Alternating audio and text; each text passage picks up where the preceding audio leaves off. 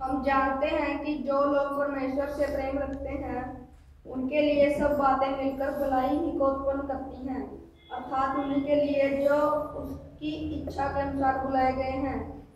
क्योंकि जिन्हें उसने पहले से जान लिया है उन्हें पहले से ठहराया भी है कि उसके पुत्र के स्वरूप में हो, ताकि वह बहुत भाइयों में पहलों ठहरे। हालेलुया। प्रभु इस वचन के पढ़े जाने पर आशीष दे। इस वचन को पहले भी हमने देखा है और आज एक बार फिर से हम इस पर ध्यान करेंगे। पौलुस रसूल इस बात को कहता है कि हम जानते हैं कि जो लोग परमेश्वर से प्रेम करते हैं, परमेश्वर से प्रेम करना परमेश्वर के कहलाने वाले लोगों के लिए बहुत ही ज़्यादा ज़रूरी है। और उसका प्रेम जो है, जो यीशु के लोग कहलाते हैं और इस बात को कहते हैं कि हम यीशु से प्रेम करते हैं। यूहन्ना की इंजील उसका 14 अध्याय उसके 15 वचन में ऐसे लिखा है कि अगर तुम मुझसे प्रेम करते हो तो मेरी आज्ञाओं को भी मानोगे। और उसकी आज्ञा ये है कि जैसे मैंने पिछले दिनों में वचन से आपके साथ बांटा था, परमेश्वर ने 6 दिन काम के लिए दिए हैं और 7वें दिन के लिए उसने बड़ी सफाई से ये कहा है कि 7वें दिन को पवित्र मानो। 7वें दिन को पवित्र मानो, 7वें दिन को उसकी आराधना करो। 7वें दिन में कोई भी संसारिक कारोबार में अपने आप को व्यस्त ना करो। पिछली बार मैंने बताया था कि इस संसार का जो राजा है शैतान, वो इतना होशियार है, इतना चालाक है कि सारे प्रोग्राम जो है वो इतवार को ही रखने के लिए लोगों को उत्साहित करता है। कारण कि जी उनकी छुट्टी होती है, ये होता है, वो होता है। अजीजों, जैसे अभी हमने गाया है कि परमेश्वर उनको अपनी कुव्वत से भरता है जो अपनी सूली आप उठाते हैं। कोई किसी की सूली नहीं उठा सकता। हम सब के लिए प्रभु यीशु मसीह ने एक बार हमेशा हमेशा के सूली को उठा लिया है। अब इस संसार में रहते हुए हमें अपनी सूली को उठाना है। कलीसिया में आकर बैठकर चले जाना ही काफ़ी नहीं है। जो कुछ परमेश्वर व्यक्तिगत रूप से वचन में से हमारे साथ बातचीत करता है, उसको सुनना, समझना और उसके अनुसार चलना बहुत ही ज़्यादा ज़रूरी है। जो उसकी इच्छा पर चलते हैं उनको क्या होता है? किसी भी चीज़ की घटी नहीं होती। बहुतायत से प्रभु उनको देता है। क्या देता है?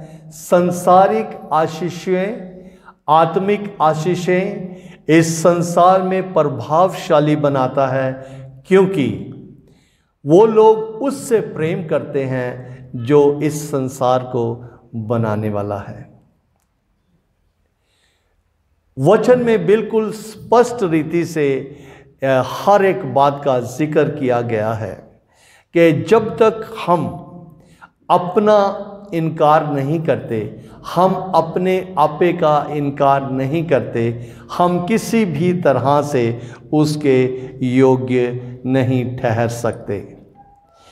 अजीजों, इस बात को जान के रखें कि मुझे और आपको अगर प्रभु ने ये दिन दिया है, उसका लेखा भी लेगा। पिछली बार मैंने इस बात को बताया था कि प्रभु अफसोस करता है। प्रभु अफसोस करता है किन के लिए हैं? बैतसदा और खुराजीन और कफरनहूम। क्या कहता है प्रभु कि अगर यही सामर्थ के काम सूर और सैदा में किए गए होते तो वो कब तक पश्चाताप करते। कैसे पश्चाताप करते? अपने कपड़े फाड़ते, टाट ओढ़ते और राख अपने ऊपर डालते। इसका मतलब जो पिछली बार आए थे, मैं उम्मीद करता हूं कि उन्होंने गहराई से समझ लिया है। और अगर जो लोग पिछली बार नहीं आए थे उनके लिए मैं उनको थोड़ा सा रिवाइज करूंगा। प्रभु उन लोगों के लिए ये बात कर रहा है, हाय कह रहा है। हाय का मतलब क्या होता है? हैं? श्राप। लेकिन परमेश्वर इस बात को श्राप के नजरिए से नहीं, एक चेतावनी के नजरिए से परमेश्वर सिखा रहा है। क्या कह रहा है? कहां पे था ये वचन?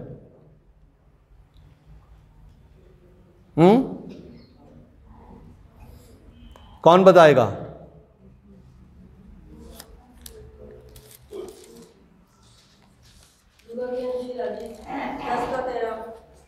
Very good. जोर से ताली बजाएंगे जसप्रीत के लिए।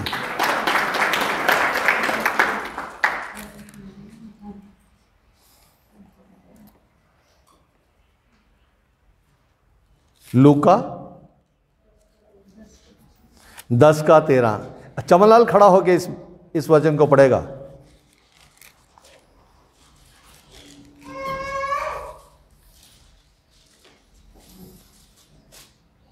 101 पेज पे है। 10:13 जी सर।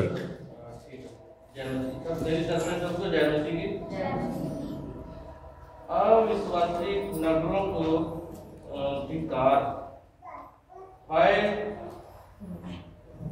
हाय खुराजीन, हाय बैतसदा, जो सामर्थ के काम तुम में किए गए हैं, यदि वे सूर और सैदा में किए जाते तो टाट ओढ़कर और राख में बैठकर वे सब के मन फिराते।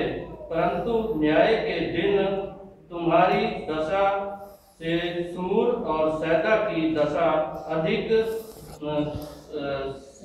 सहने योग्य होगी। और यह कफरनहूम क्या तू स्वर्ग तक ऊंचा किया जाएगा? तू तो अधोलोक तक नीचे जाएगा। हालेलुया।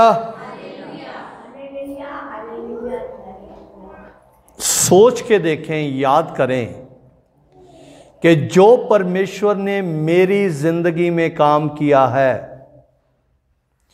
जो परमेश्वर ने आपके जीवन में काम किया है,